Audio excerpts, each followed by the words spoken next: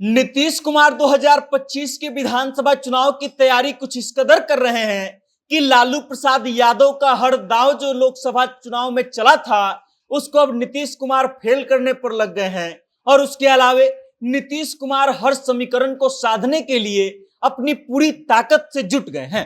अब पूरा माजरा क्या है और कैसे नीतीश कुमार जो है हर समीकरण को अपने हिसाब से सेट कर रहे हैं 2025 विधानसभा चुनाव के लिए, हम आपको विस्तार से बताएंगे। लेकिन उससे पहले नमस्कार, मेरा नाम वेद प्रकाश है, आप जनता जंक्शन देख रहे हैं और कैमरे के पीछे है विशाल। याद कीजिए 2020 का विधानसभा चुनाव जिसमें जनता दल यूनाइटेड मात्र 43 सीटों पर सिमट करके रह गई थी और उसके बाद इस बात की चर्चा शुरू हो गई थी कि नीतीश कुमार का ताकत अब खत्म हो गया है और नीतीश कुमार का अब राजनीतिक करियर भी चौपट हो जाएगा। और उसके बाद इस बात की चर्चा तेज हो गई थी कि शायद नीतीश कुमार जो है 2025 के विधानसभा चुनाव में शिरकत ही न करें या फिर खुद को मुख्यमंत्री के दावेदार के रूप में न रखें। याद कीजिए 43 सीटें जनता दल यूनाइटेड ने जीती थी, उसके बावजूद भारतीय जनता पार्टी ने नीतीश कुमार को मुख्यमंत्री बनाया था। लेकिन फिर भारतीय जनता पार्टी के नेताओं के बयान से नीतीश कुमार परेशान हो गए थे और परेशान होकर के लालू प्रसाद यादव की पार्टी राजद के साथ चले गए थे। अब लालू प्रसाद यादव के पार्टी के साथ चले गए तो इसमें उनका साथ मिला था उनको उपेंद्र कुशवाहा का।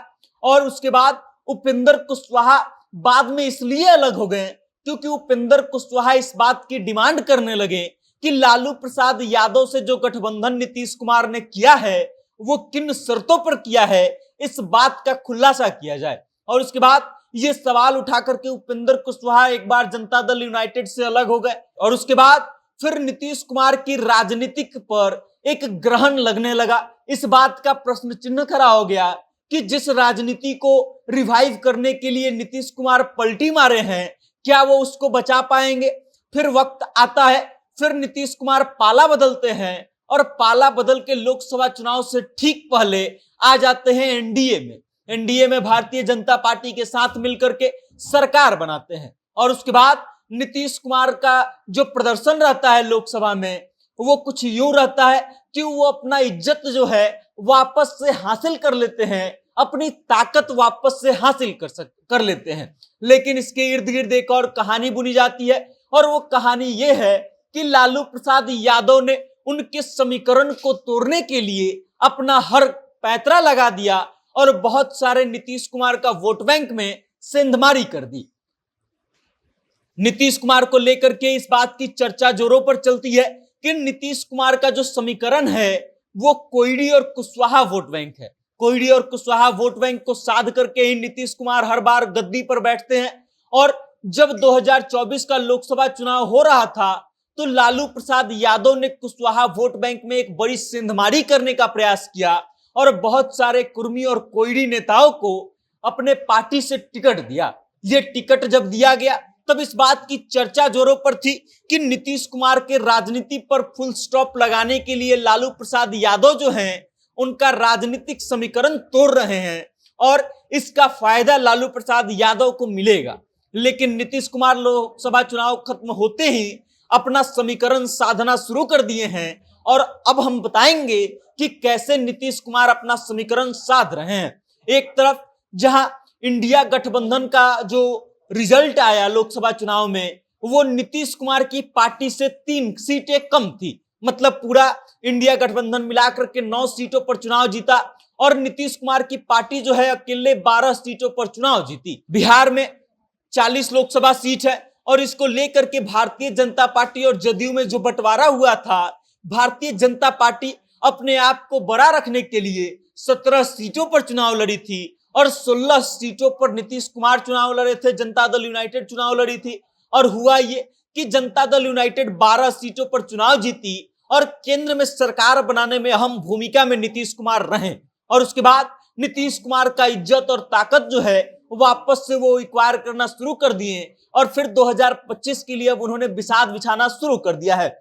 जिस कोयडी और कुशवाहा वोट बैंक को साधने के लिए लालू प्रसाद यादव ने 2024 के लोकसभा चुनाव में टिकट बांटा था, उसी को वापस से अपने खेमा में लाने के लिए नीतीश कुमार ने चाल चलना शुरू किया और सबसे पहला चाल ऐसे चला कि बिहार विधान परिषद में भगवान सिंह कुशवाहा को भेज दिया।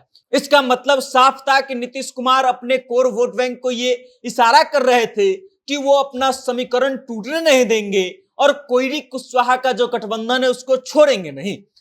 एनडीए में आने पर नीतीश कुमार को फायदा यह भी मिला कि जो उपेंद्र कुशवाहा राजद के साथ जाने पर अलग हो गए थे, उनका साथ नीतीश कुमार को लोकसभा चुनाव में मिल गया। और वो चिराग पासवान जो 2020 में नीतीश कुमार से रुखसत कर गए थे, गुस्सा हो गए थे, उनका साथ भी नीतीश कुमार को मिल गया और इस कारण से नीतीश कुमार थोड़े और मजबूत हो गए। और अब भगवान सिंह कुशवाहा को जब उन्होंने विधान परिषद भेज दिया, तब इस बात पर अमल करते हुए भारतीय जनता पार्टी ने भी उपेंद्र कुशवाहा को राज्यसभा भेजना शुरू कर दिया। और अब इसका अर्थ साफ साफ था, नीतीश कुमार जो संदेश दे रहे थे वो ये दे रहे थे कि कोयरी कुशवाहा वोट बैंक को वो छोड़ेंगे नहीं। उधर भगवान सिंह कुशवाहा को सदन में भेजना और दूसरी तरफ उनकी जाति के नेता कुर्मी नेता मनीष वर्मा को जनता दल यूनाइटेड ज्वाइन करवाना और जनता दल यूनाइटेड ज्वाइन करवाने के बाद राष्ट्रीय महासचिव बना देना। मतलब साफ साफ शब्दों में नीतीश कुमार ये संदेश दे रहे हैं कि कोयरी और कुशवाहा को छोड़ेंगे नहीं वो, और उसके अलावे ये ब्राह्मण वोट बैंक को भी साधने के लिए नीतीश कुमार बड़ा चाल चल रहे हैं। याद कर लीजिए एक बार फिर से 2019 का लोकसभा चुनाव का नतीजा, नीतीश कुमार को एक मंत्रिमंडल में एक स्थान दिया जा रहा था और नीतीश कुमार 2 चाह रहे थे। भारतीय जनता पार्टी इस पर नहीं मानी थी और इसके बाद नीतीश कुमार इस बात पर अड़ गए थे कि उनका पार्टी समर्थन तो एनडीए को देगा, लेकिन उनके पार्टी से कोई मंत्री नहीं बनेगा। और इसको लेकर के आरसीपी सिंह से उनका विवाद हुआ, आरसीपी सिंह केंद्र में मंत्री बन गए और उसके बाद नीतीश कुमार ने न तो उनको दोबारा से राज्यसभा भेजा और ना फिर और उसके बाद अपनी पार्टी के राष्ट्रीय अध्यक्ष पद से भी हटा दिया था। याद कर लीजिए। और अब जो है 2024 का लोकसभा चुनाव खत्म हुआ, 16 सीटों को जीतने के बाद भी जब नीतीश कुमार को 2 मंत्री पद नहीं दिया गया था, और अब जो है 12 सीट जीतने के बाद जो है केंद्र में बिना मांगे 2-2 मंत्री पद मिल गए हैं। और इससे साफ साफ इस बात की ओर इशारा हो रहा है कि नीतीश कुमार मजबूत हो गए हैं। ब्राह्मण वोट बैंक को साधने के लिए भी वो लगातार प्रयास कर रहे हैं और शायद इसी क्रम में संजय झा को नंबर 2 की पोजीशन दे दी गई है और राष्ट्रीय कार्यकारी अध्यक्ष बना करके अपनी जिम्मेदारी जो है संजय झा के हाथों में सौंप दिया गया है। आप इस बात को समझिए कि जहां राजद में एक तरफ मनोज झा है जो स्वर्ण वोट बैंक को साधने का प्रयास करते हैं, वहीं दूसरी तरफ संजय झा को राष्ट्रीय कार्यकारी अध्यक्ष बना करके नीतीश कुमार ने उन स्वर्णों को साधने का प्रयास किया है जो राजद से खफा हो गई थी मनोज झा के उस बयान से, ठाकुर का कुआं वाली बात पर और उनकी कविता से। उन वोट बैंक को साधने के लिए नीतीश कुमार ने एक नया खेल खेल दिया है और इसलिए कोयरी कुशवाहा और ब्राह्मण वोट बैंक को साध करके नीतीश कुमार 2025 के विधानसभा में कुछ इस तरीके से उतरने जा रहे हैं कि वो मजबूती से इसके लिए लड़ाई लड़ेंगे। बाकी इस खबर को लेकर के आप क्या सोचते हैं? कोयरी कुशवाहा और ब्राह्मण की जो समीकरण को सेट कर रहे हैं नीतीश कुमार, इसके बारे में आपकी क्या राय है? और नीतीश कुमार का कद जो 2020 के बाद घटा था और फिर 2024 के लोकसभा चुनाव के बाद बढ़ गया है, इसके बारे में आपकी क्या राय है? कमेंट के माध्यम से अपना विचार हम तक जरूर भेजिएगा और देखते रहिएगा जनता जंक्शन। बहुत बहुत धन्यवाद।